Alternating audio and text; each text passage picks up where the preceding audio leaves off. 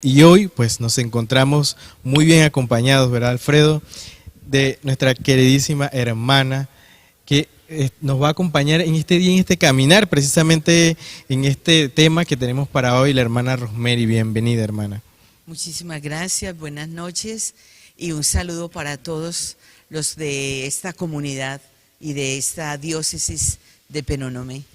Así es, y con esto vamos a cerrar con broche de oro, como se dice en el buen panameño, para que ustedes, junto a nosotros, vayamos explorando, escudriñando la palabra de Dios en esta clausura del mes de las Sagradas Escrituras, donde vamos a tocar ese tema tan importante para ustedes y para nosotros, que es el pueblo de Dios, ese caminar histórico que viene desde hace mucho tiempo, y el hecho de los apóstoles nos pone en evidencia pues todo este camino, ¿verdad, Alfredo? Así como lo describes, Nathaniel, y retomando lo que decías, nos llena de mucha alegría tener a la hermana por segundo año con nosotros, y ojalá sean muchos años más, primero Dios, acompañándonos en este mes de septiembre, mes dedicado a las Sagradas Escrituras.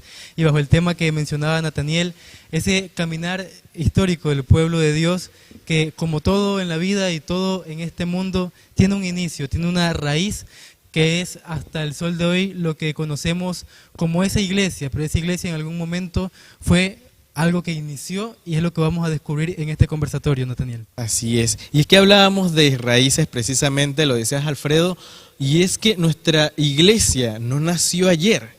Nuestra iglesia viene fundada desde hace muchos años y es precisamente en los Hechos de los Apóstoles donde vemos ese inicio de nuestra iglesia fundada por nuestro Señor Jesucristo, y hoy vamos a hablar de esto. Y hermana, para empezar, como se dice, este gran caminar y empezar a descubrir el pueblo de Dios en el Hecho de los Apóstoles, ¿cómo era el testimonio? ¿Cómo era la iglesia, el nacimiento de una iglesia en las Sagradas Escrituras? Es importante tu pregunta y yo creo que es ahí donde está la clave y el misterio. ¿Cómo fue el caminar?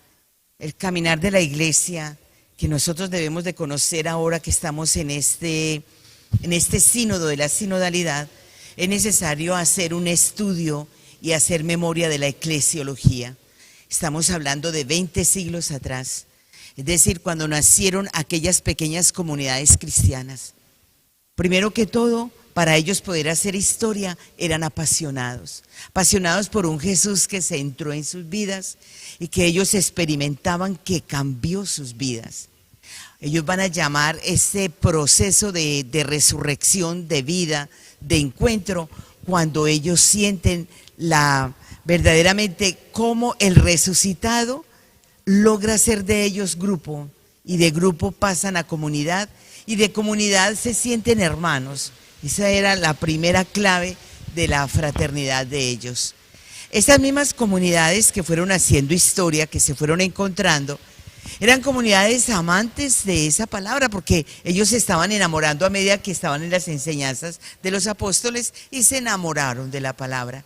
Tú decías que hemos vivido todo un mes de la palabra, todo un mes de Sagrada Escritura, y mañana es el sello. No es porque será el último día de septiembre, sino porque estamos celebrando a San Jerónimo, que es el hombre que nos regaló la traducción de la Biblia. Nosotros llamamos de la Biblia Vulgata, es decir, para el pueblo popular.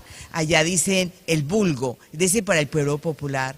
Pero no consistía en que traduce, sino que nos enamoró de esa palabra. Él era místico, era apasionado.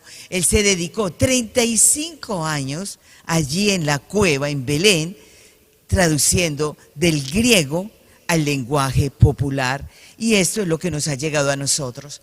A esas primeras comunidades cristianas que eran paganitos, estos paganos iban escuchando la enseñanza de los apóstoles y lo primero que hicieron fue enamorarse de Jesús, el Verbo encarnado, que era la palabra, era la misma palabra, y esa palabra entró en ellos.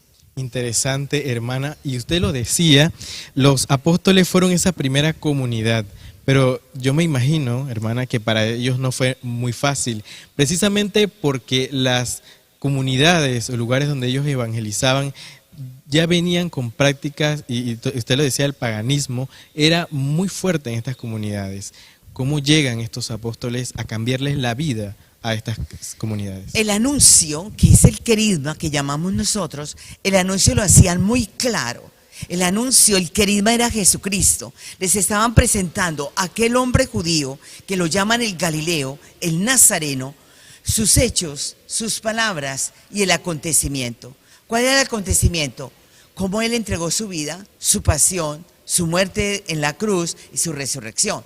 Cuando los paganos escuchaban este misterio, este acontecimiento, veían en el predicador la pasión. Es decir, es que yo soy un sujeto activo de este acontecimiento que él ha vivido y lo hizo en mí. Un ejemplo era Pablo. Estos paganos tenían que entrar, lo que llamamos nosotros según Mateo, nos lo va a decir en el Evangelio, hay que pasar por la puerta estrecha. ¿Cuál era la puerta estrecha? Renunciar a esa idolatría, a esas costumbres que ellos tenían para entrar en el camino de Jesús. Esto lo hacían en una preparación preciosa que nosotros llamamos las renuncias al bautismo. Es decir, el bautismo te pide a ti unas renuncias. Renuncia a esa costumbre que tú tenías para entrar en el camino de Jesús. Eres capaz de renunciar a ese egoísmo, a ese querer tenerlo todo, a esa idolatría para entrar en el camino de Jesús. Y entonces las comunidades decían, nosotros entramos a un reino, a una comunidad nueva, a un estilo de vida diferente. Muy interesante. De verdad es muy interesante, como describe Nathaniel, escuchar estas características de estas primeras comunidades, mencionaba usted, apasionados en llevar ese mensaje, esa buena noticia a los demás, y podemos decirlo en un lenguaje inclusive popular, tratar de que el otro sintiera esa alegría que lo llenaba, ¿no? Y también nos contaba usted sobre de qué manera lo hacían o cómo lo llevaban a ese pueblo que podemos considerar inclusive dentro de nuestra sociedad actual, que tenemos malas costumbres que a veces nos alejan de llegar a ser comunidad, de llegar a tener una cercanía con Dios, y cómo ese despojo nos lleva a acercarnos un poquito más. Pero entrando también en este contexto de esas primeras comunidades cristianas, hermana, ¿desde qué suceso en adelante podemos nosotros decir, mira, aquí en adelante surgió la primera comunidad cristiana que fue la fundación de nosotros? Inclusive, ¿qué tiempo le podemos dar hasta la fecha de hoy que lleva el inicio de esas primeras comunidades cristianas? Bien, cuando nosotros vamos a entrar al libro de Hechos de los Apóstoles, vamos a encontrar que todavía Lucas le está escribiendo a un amigo, a un discípulo, o no sé, a alguien que estaba interrogado por la historia de Jesús. Y el Evangelio comenzó diciendo, Teófilo, voy a contarte lo que yo he investigado. ¿Por qué? Porque ya se sabía el Evangelio de Marcos, ya se había escuchado la palabra de Jesús. Entonces, él le empieza a narrar quién era la persona de Jesús en el Evangelio. Pero en Hechos de los Apóstoles, Lucas dice que ese es el segundo libro que le escribe a Teófilo. Teófilo es como el amado, el preferido de Dios, quiere decir ese nombre. Entonces, abre Lucas el Hechos de los Apóstoles en el capítulo 1, mostrándole a los discípulos que el resucitado, que caminó con ellos 40 días después de la resurrección, preparándoles, haciéndoles ver lo que es Jerusalén y lo que es el anuncio. Entonces les dice a ellos que ellos deben de ir nuevamente ahí a reunirse como comunidad en Jerusalén y que esperen al Espíritu Santo. Entonces esto lo tenemos en el capítulo 2 de Hechos, cuando surge el verdadero Pentecostés. Mira, toda comunidad cristiana debe experimentar que la convocación, que la unión, que la comunidad, que este encontrarnos nosotros no es una cuestión de que pongamos un horario, de que pongamos una cita. Es el Espíritu quien acontece. Por lo tanto, decimos nosotros que la iglesia nace ahí en Pentecostés, y ahí empezó la primera comunidad cristiana. Verdaderamente es muy lindo lo que nos describe, ¿no? E inclusive hasta nos hace a nosotros mirar hacia atrás y ver el inicio de todo, y ese inicio a veces nos lleva a reencontrarnos cuando nos perdemos en el camino, Nathaniel. Mismo es, y vemos al Espíritu Santo precisamente, como usted lo dice, ese hechor de la iglesia, porque lo podríamos pensar, hermana, que sin el Espíritu Santo quizás no se hubiera logrado. y es precisamente esa chispa que enciende esta gran fogata que es la Iglesia Católica. El Espíritu Santo viene a encender esa chispa que motiva en el corazón de cada apóstol después de ir a dar testimonio. Usted lo decía, hermana, ¿cómo habrá sido ese testimonio de los discípulos? De los discípulos, de Pedro, de aquellos que estaban encerrados, porque así dice el capítulo 2, que ellos estaban encerrados por miedo. Pero lo que tú dices, Hechos de los Apóstoles se llaman los Hechos del Espíritu Santo. Eso es porque tú vas a abrir cada página del libro de Hechos, es una acción del Espíritu, todo es un Pentecostés. Pero la pregunta que tú me dices es, los discípulos, uno de los testimonios de saber que Jesucristo verdaderamente resucitó, el primer testimonio que vemos es que ellos pasan del miedo al riesgo. Fue lo primero. Cuando se abrieron las puertas, cuando Pedro salió al balcón, cuando Pedro hace el primer querigma, ahí es donde nosotros decimos, este es un milagro de la resurrección. Este es un signo que Cristo ha resucitado. El que Pedro salga a hablar, el que Pedro empiece a pronunciar. Y cuando Pedro salió, inmediatamente Santiago y comienzan todos los otros discípulos, y es donde la iglesia tiene palabra. Es decir, como que se abre la boca de la iglesia y comienzan a anunciar a aquel que verdaderamente hizo lo que nosotros llamamos ese reino aquí en la tierra. Porque ese fue el que hizo el acontecimiento de la comunidad. Es que vivir en comunidad cristiana, dice Pablo, tener comunidad cristiana es tener el hecho de lo que Jesús quiso vivir y realizar. Y es la parte de la resurrección. Pablo dice, si te encuentras en una comunidad cristiana donde están ustedes reunidos, los himnos, las oraciones, el encontrarse, el saber tu nombre, el saber el tuyo, el conocer tu historia, el conocer tu historia, el conocer mi historia, esto es lo que hace el Espíritu, nos une el Espíritu Santo. Y es lo que hace las primeras comunidades cristianas. Así es, interesante. Y yo pienso, hermana, que esto es también nos motiva mucho a nosotros, porque a pesar de que la iglesia ya ha iniciado y ha pasado por esto, creo que se renueva cada día y precisamente cada día el Espíritu Santo nos invita a ser comunidad y a veces nos hace falta un poquito de aquella comunidad cristiana y yo quisiera que usted nos describiera a nosotros qué nos faltaría, que tenían estas comunidades cristianas que los motivaba tanto, qué nos falta a nosotros como iglesia para también ser testimonios vivos de Jesucristo resucitado. Mira, primero que todo, las primeras comunidades cristianas eran comunidades sinodales. Porque eran sinodales, caminaban juntos. El caminar no es que vamos a caminar 3 cuadras, no. El caminar en la Sagrada Escritura es tomar conciencia que tu fe crece, que mi fe crece, que muchas veces la fe de él está en una crisis. Pero que él no lo diga a nosotros, que digan, estoy en una crisis, estoy viviendo una situación crítica, yo a veces siento un Dios lejano. Él no lo cuenta y nosotros le vamos a ayudar, lo vamos a fortalecer, le vamos a iluminar con la palabra que la vamos a encontrar en la Sagrada Escritura. Y por eso él acude a nosotros. El que el Papa Francisco nos diga que la iglesia del siglo XXI debe ser una iglesia sinodal es porque nos hacen falta ciertas actitudes de las primeras comunidades cristianas. Primero, que nos conozcamos. Esto ya no es escuchar Eucaristía el uno detrás del otro y que yo pase ignorando la señora que se sentaba en la primera banca y que no volvió. Este es un dolor y esto nos hace falta. Si la señora Pepa, que se llama Pepa, no volvió, alguien de la comunidad debería decir, ¿quién ha ido a visitar a la señora Pepa? Ella está enferma y por eso es que nace la pastoral de la salud, la pastoral de los enfermos. Pero otra cosa que nos hace falta, asistir todos a las enseñanzas de la palabra, porque es que la palabra nos impulsa, la palabra nos ayuda a crecer en la fe, la palabra compartida que llamamos la lección divina, logra que nosotros estemos caminando en la fe, caminando juntos. Y nos hace falta otra, la fracción del pan. Esa fracción del pan son los ágapes. Celebremos juntos. Vamos a celebrar las bodas de oro de este matrimonio. Es un matrimonio que se casó aquí y que aquí ha crecido en la fe.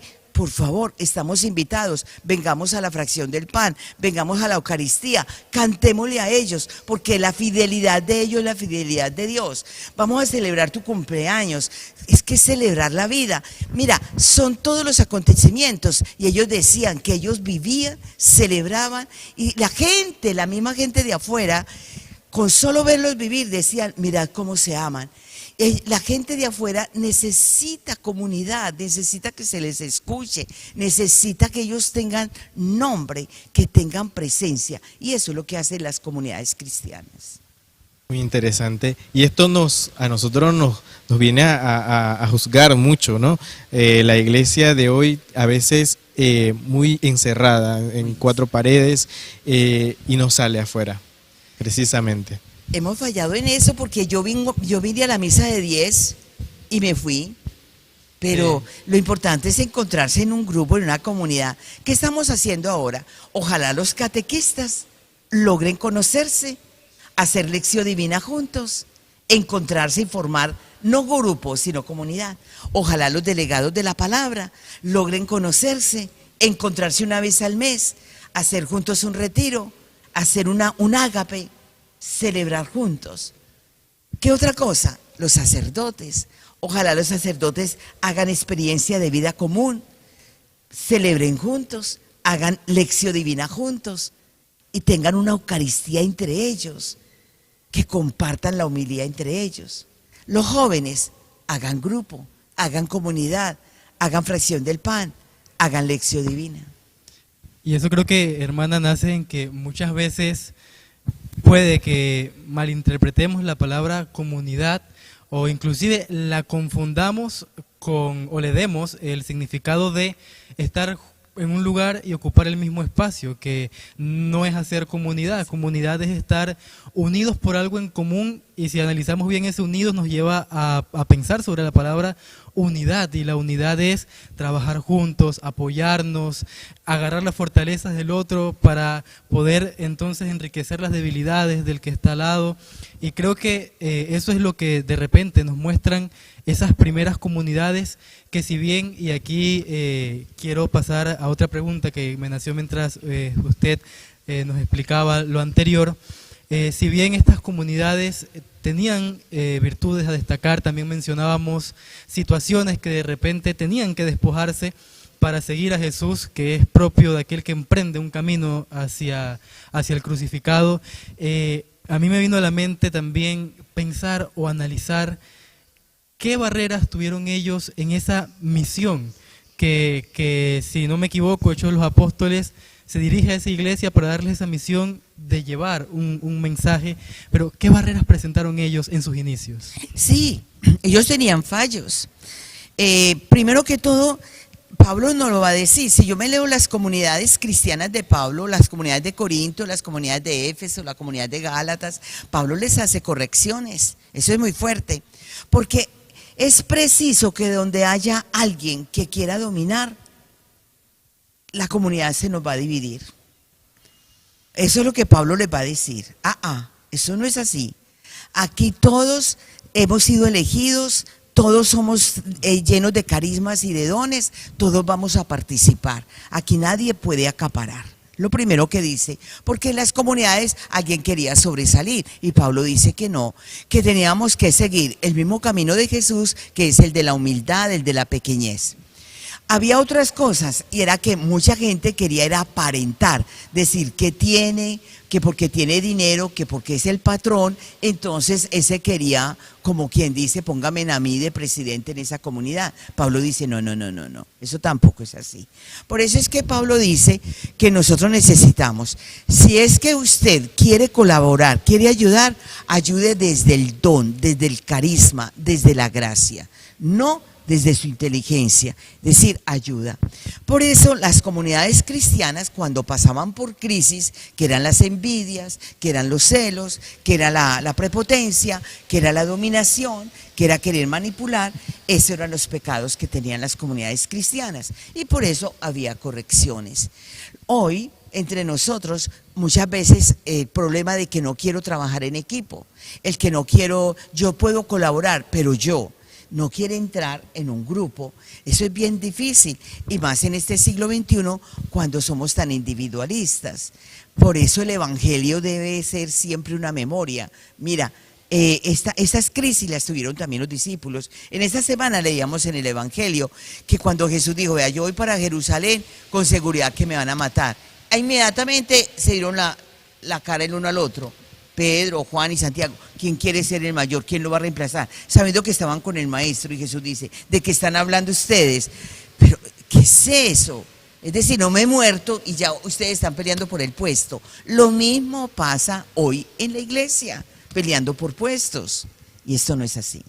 Mire que le preguntaba lo anterior, porque curiosamente lo que usted mencionaba de las primeras comunidades y las correcciones que les hacía Pablo, es como si estuviésemos hablando de 2022, siglo XXI. Es lo mismo que de repente vemos en muchas comunidades en las que nos congregamos, nuestras parroquias, grupos, y no porque sea algo malo, sino porque precisamente por eso se lo preguntaba, para entender también nuestra esencia desde el punto bueno y nuestra esencia desde la debilidad, ¿no?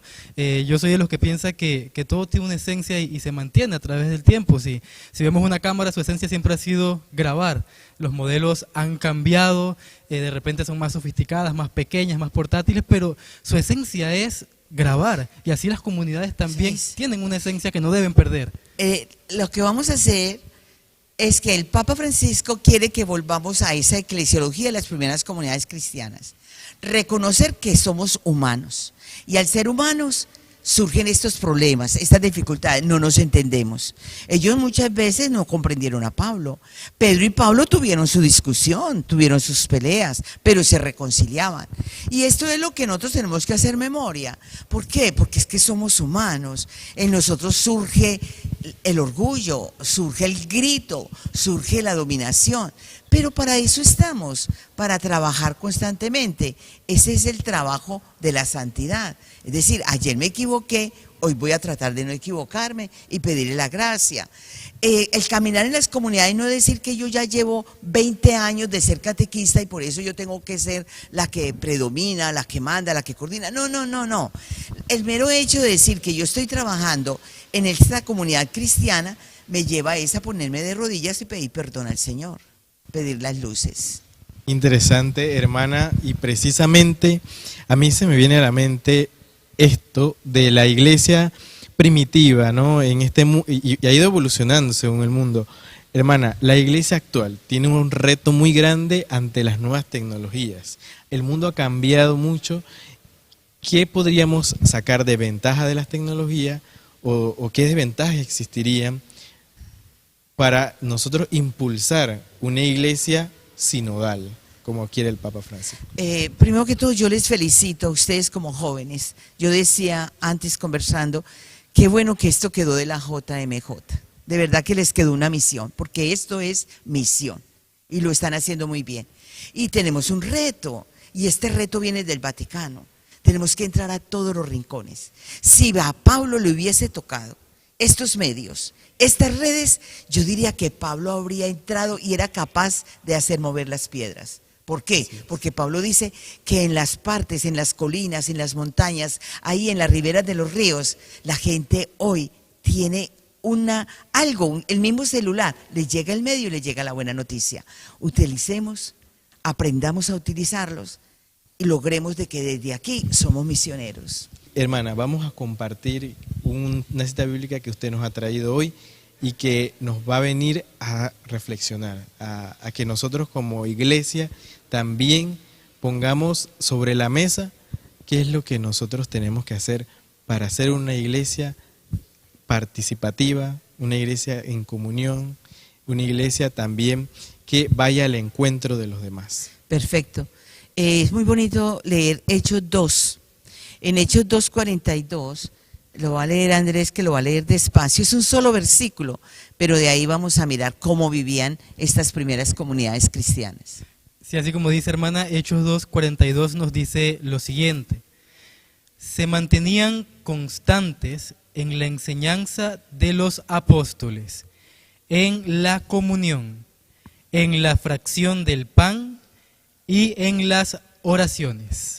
Perfecto. Mira que comienza diciendo se mantenían constantes. Es decir, a veces nosotros comenzamos un proyecto y lo dejamos en mitad de camino. Lo que sí nos ganaron ellos es la perseverancia y la constancia.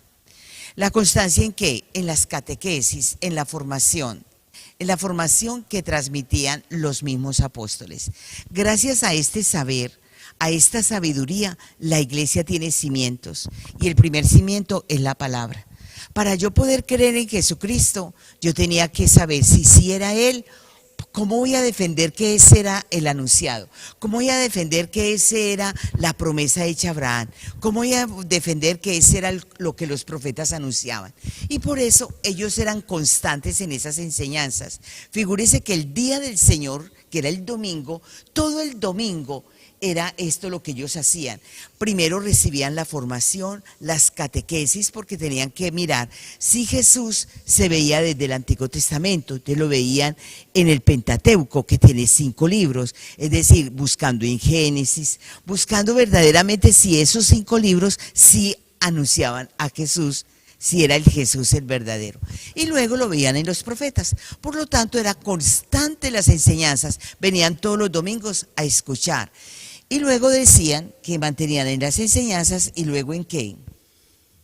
En la comunión. La comunión es el encuentro, se conocían de dónde era, quién era, cómo eran las familias, qué necesidades tenían. Figúrese que en esa época las comunidades cristianas tenían en el centro la mesa, es decir, donde iban a celebrar la fracción del pan. A un lado tenían el comedor. Y ese comedor era que ellos hacían, por ejemplo, el desayuno juntos, el almuerzo juntos, pero todos traían un poquito de arroz, traían ñame, traían lo que se necesitaban, y uno de los hermanos ayudaban a hacer la comida. Y al otro lado tenían la escuelita. Para aquellos que no sabían leer y los que no sabían escribir les enseñaban. Y en la parte de atrás del templo de la iglesia, en la parte de atrás, tenían el hospital para curar, para sanar, para las personas que estaban enfermitas. ¿Quiénes los atendían? Los mismos hermanos de las primeras comunidades cristianas. Lucas dice que en un momento se convirtieron 1000, después 3000, después 5000 y luego iban creciendo. Y las personas decían, ¿en qué ayudo? ¿En qué ayudo? ¿Qué servicio puedo hacer? Sigue diciendo que en la fracción del pan y en las oraciones. La fracción del pan era que siempre recordaban, cada 8 días, el día del Señor, recordaban la cena. Es decir, cómo este maestro les lavó los pies, cómo este maestro recordaban las palabras de que tomó pan, levantó los ojos, lo bendijo, lo partió y luego se los dio. Lo mismo hizo con el vino, es decir, levantó la copa y mirando al cielo la bendijo y luego la dio a tomar. Pero las palabras eran muy lindas. Este es mi cuerpo y esta es mi sangre. Cuando llega el momento en que la iglesia ha pasado muchos siglos, entonces la iglesia nos hizo un ritual, es decir, cómo seguir el proceso de la Eucaristía. También oraban juntos, cantaban salmos, muchas veces volvían a hacer esas oraciones hermosas que Jesús enseñó, como el Padre Nuestro, y ellos iban haciendo una profesión de fe, porque creían en Dios, porque creían en Jesucristo, porque creían en el Espíritu Santo y porque creían en los sacramentos y en la comunidad. Eso lo fue pasando de generación en generación hasta que nos llega a nosotros hoy. De verdad es muy bonito escuchar, como usted lo decía, un solo versículo, pero que hasta yo me atrevería a decir, de repente hasta nos resume lo que nosotros debemos tener presente en cada día, ¿no? Hasta me atrevería a decir de que deberíamos como cargarlo en un lugar que podamos verlo a diario, Perfecto. recordar lo que debemos hacer como parte de una comunidad cristiana que somos cada uno, Nathaniel.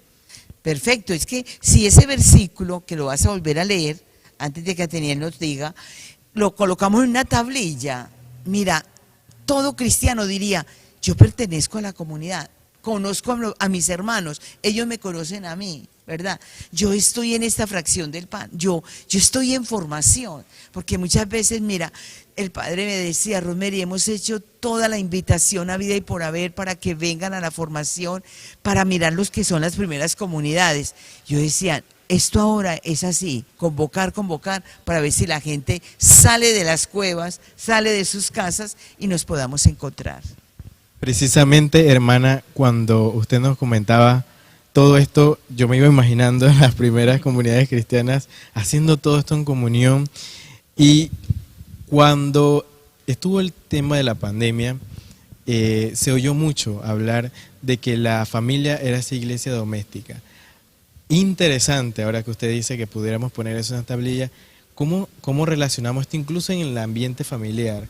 Porque la iglesia viene siendo esa primera iglesia donde el niño va creciendo, va conociendo a Jesucristo, pero a veces en las familias se falla mucho en mándenlo para allá porque allá es donde va a aprender. Pero es la iglesia, la familia, la fuente de donde nace el cristiano. Entonces, ¿cómo podríamos adaptar todo esto que estamos hablando a la familia doméstica, a la iglesia doméstica? Excelente la pregunta y no la voy a dejar pasar. A mí me tocó un estilo de familia, crecer en la fe, a ustedes les tocó otro. Y a estos niños pequeños que te llevan, por ejemplo, 10 años de diferencia, les tocó otra. ¿Cuál me tocó a mí? A mí me tocó una sola mesa. Y nosotros estábamos en la mesa, esperamos que viniera papá para que él estuviera también en la mesa. En la mesa se hacía la bendición. Y en la mesa se comunicaban las esperanzas. Tanto el papá como la mamá decía, yo tengo un proyecto de ti, yo quiero que tú en el futuro vayas a hacer esto y esto. Entonces los papás te comunicaban los proyectos que tenían con sus hijos. Inclusive mis hermanitos decían, ¿y qué esperas de mí? ¿Y qué esperas de mí? ¿Y qué esperas de mí? Nunca pensé yo, ahora de religiosa, que cuando el papá y la mamá hacía el proyecto, lo que él tenía aquí en la mente, en su corazón, de su hijo, nunca había pensado que eso calaba en el corazón. Y por eso uno se portaba bien, porque mi mamá tiene un proyecto conmigo, ella quiere que yo algún día llegue a ser una excelente educadora y que yo transmita a los demás las mejores costumbres. Eso te queda aquí en la mente. El que quería que el otro hijo fuera ingeniero, quería que la otra hija fuera médica, todo eso fue quedando en nosotros. Entonces las esperanzas de papá y mamá quedaron en mí. Más tarde, en la vida religiosa, aprendí que las esperanzas de papá y mamá eran las esperanzas de Dios. Es decir, después yo tomé conciencia que era Dios el que me hablaba a través de mis papás para que yo fuera una verdadera mujer consagrada para Él. A ustedes les tocó en que hay muchas dificultades y la mamá tuvo que trabajar o el papá tenía que irse lejos porque fue un empresario y tenía que salirse. Yo escucho a los muchachos de la USMA que dicen, mis padres trabajan en China, yo vivo acá o yo tengo que ir a tal parte. Les toca otro estilo. Pero ¿cómo lograr hacer de esta comunidad, de esta familia, una iglesia doméstica? Tratar de encontrarse siquiera una vez en la semana. Eso es lo que yo les digo a los niños de primera comunión y a los papás. No les vamos a poner muchos trabajos, van a tener una tarea. Y la tarea es que el niño entienda, el niño comprenda lo que es la mesa de Jesús. Y la mesa de Jesús es la mesa de familia, que se encuentren, aunque sea una vez a la semana, y que el papá le hable al niño qué proyectos espera del niño o de la niña, lo mismo la mamá, pero que estén en la mesa. Porque cuando yo le hablo a los niños, a los jóvenes de la mesa de Jesús, es un dolor cuando ellos me dicen, Rosemary, yo no he tenido una mesa, yo llego, saco algo del refrigerador y yo como solo. Esto es un dolor porque no me entiende mi lenguaje y no vamos a entender el lenguaje de las primeras comunidades cristianas. La pandemia, yo le decía a Andrés, la pandemia nos hizo a nosotros un milagro. ¿Qué milagro? Nos unió en familia.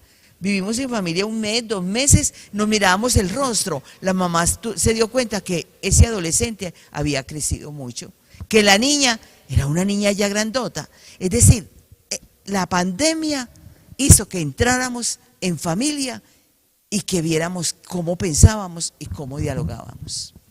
Sí, casualmente eso que menciona, ¿no? Relativo a que el tiempo, podríamos decir, obligado a compartir juntos, de repente nos hizo ver de cierta manera cosas que ya eran evidentes, pero que el mismo andar agitado de este mundo actual no nos permitía ver, ¿no? Y me hizo recordar a una canción de un género que se dedica pues, a hacer bastantes críticas sociales, que tiene una frase que dice, pasas toda una vida en una silla hasta que te das cuenta que tu hija menor ya se maquilla, es decir, ya creció, ya dio otro paso, ¿no?